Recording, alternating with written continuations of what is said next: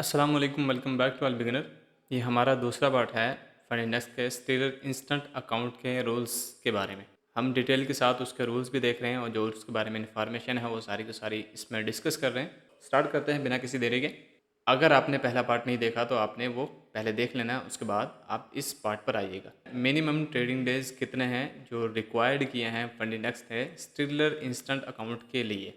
आपको एक दिन भी रिक्वायरमेंट नहीं है, जैसे कि आपने आज ही प्रॉफिट निकाला है, ठीक है, और आप उसे आज ही विड्रॉ के लिए रिक्वेस्ट कर सकते हैं। लेकिन विड्रॉ के लिए कुछ क्राइटेरिया हैं, वो आपको फिल करने पड़ेंगे, उसके बाद उसे विड्रॉ के लिए कर सकते हैं। एक दिन में आपने प्रॉफिट बनाया, उसी दिन आप उसे निकाल सकते हैं। क्या हम इंस्टेंट अकाउंट को रीसेट कर सकते हैं?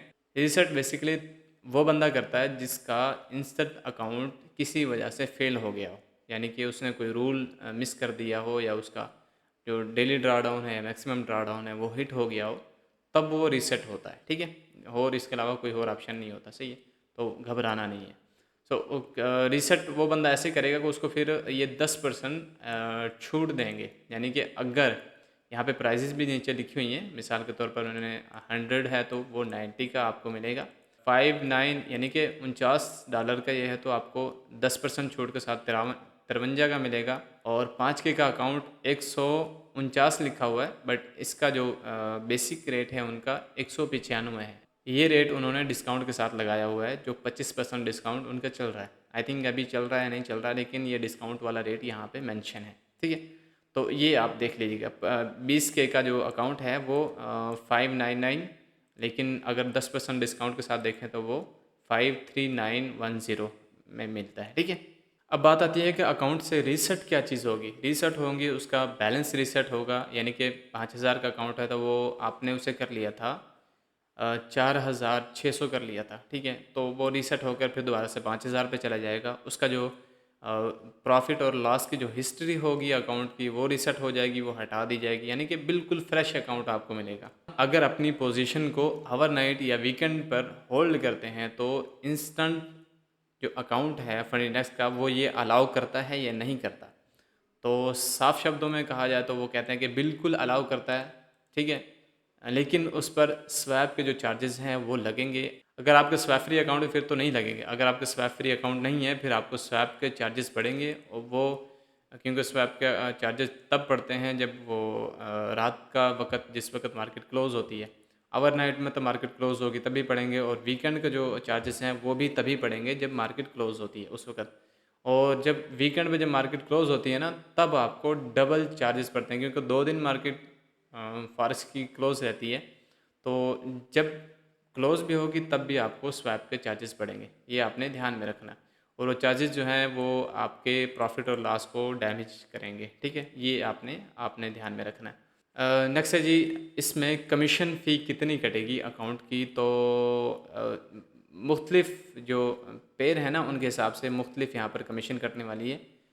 फॉरेक्स के पेयर हैं उनमें पर लॉट पर $7 कटेंगे। अगर कम्युनिटीज़ कम्युनिटीज़ कहते हैं हमारा सिल्वर हो गया, लोहा हो गया, तांबा हो गया, गोल्ड हो गया, ये कम्युनिटीज़ हैं, इसमें पर लॉट पर $7 कटेंगे।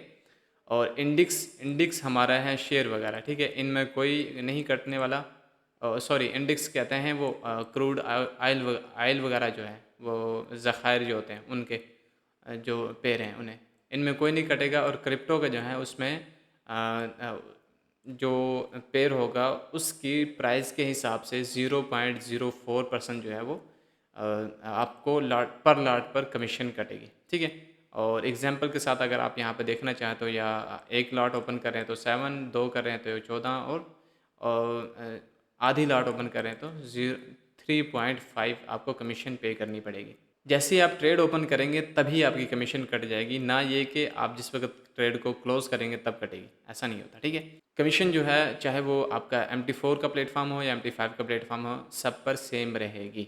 मेन जो बात हर बंदे के जहन में आती है, क्या इस अकाउंट पर भी कंसिस्टेंसी रूल अप्लाई होगा, क्या ये भी इसको लेकर चलेंगे? तो मेरे भाई यहाँ पर बिल्कुल भी ये चीज़ नहीं अप्लाई की गई। कंसिस्टेंसी कई तरह की हो सकती है। कंसिस्टेंसी हो सकती है आपको लॉट साइज़ मैच करके चलना है, यानी कि अगर आप एक लॉट ओपन कर रहे हो तो नेक्स्ट भी एक लॉट ही ओपन कर रही है, उससे आगे भी एक लॉट ही ओपन करनी है, उससे ना कम कर सकते हो ना ज़्यादा कर सकते हो। नेक्स्ट है कि आपने ट्रेड फ्रीक्वेंसी बना के रखनी है। ट्रेड फ्रीक्वेंसी का मतलब है कि अगर आपने आज 5 ट्रेड ली हैं तो अगले दिन भी 5 लेनी है, उससे अगले दिन भी 5 लेनी है। ना कम कर सकते हो ना ज़्यादा कर सकते हो। डेली परफॉर्मेंस का मतलब ये है कि अगर आज आपने $100 बनाए हैं तो अगले दिन भी आपने 100 ही बनाने हैं, उससे कम नहीं बनाने। उससे कम तो बना सकते हो, उससे ज़्यादा नहीं बना सकते आप। ठीक है, तो ये वो ओवरऑल निकालते हैं, 5 दिन का ओवरऑल निकालते हैं। तो ये चीज़ यहाँ पर बिल्कुल भी नहीं है। इस चीज़ को मतलब भूल ही जाओ। अगर ये चीज़ जिस अकाउंट में होती है उसमें काफ़ी ज़्यादा टेंशन का सामना होता है। ये एक बहुत बड़ा फ्रीडम है एक फंडेड अकाउंट पर ट्रेड करने वाले ट्रेडर के लिए। नेक्स्ट सवाल ये है कि क्या हम ईए यानी एक्सपर्ट एडवाइज़र लगा सकते हैं अपने अकाउंट के साथ, या बोट लगाकर हम ट्रेडिंग कर सकते हैं? तो बिल्कुल आप यहाँ पर बोट लगाकर भी और एक्सपर्ट एडवाइज़र के साथ भी ट्रेडिंग कर सकते हो। चाहे वो MT4 का अकाउंट हो या MT5 का अकाउंट हो, कोई मसला नहीं है। लेकिन उसके लिए कुछ कंडीशन आपको फॉलो करनी पड़ेंगी। जैसे कि ये है कि आपको जो भी अकाउंट ईए या बोट है उसको आपको कस्टमाइज़ करना पड़ेगा। सेम सेटिंग के साथ आप उसे नहीं लेकर चल सकते। ठीक है, आपको उसे अपनी स्ट्रैटेजी के मुताबिक यूनिक सेटिंग देनी पड़ेंगी। आपने किसी के ईए या बोट की सेटिंग को कॉपी पेस्ट नहीं करना अपने ईए बोट पर। अगर सेम हुआ तो फिर आपको मसला हो सकता है। ठीक है, क्योंकि फंडिडेक्स इन चीज़ों को अलाउ नहीं करता। ईए और बोट को जो फंड दिया जाएगा यानी ट्रेड करने के लिए इंस्टेंट अकाउंट में, वो 3 लाख से ज़्यादा नहीं दिया जाएगा। अगर कोई भी अकाउंट होल्डर इन तीनों रूल्स में से किसी एक रूल को भी अप्लाई नहीं करता अपने ईए बोट पर, तो वो एलिजिबल नहीं होगा विड्रॉ लेने के लिए फंडिडेक्स से। ये चीज़ आपने ध्यान में रखनी है। नेक्स्ट ये कि फंडिडेक्स स्टिलर इंस्टेंट अकाउंट पर कितनी लीवरेज दे रहा है।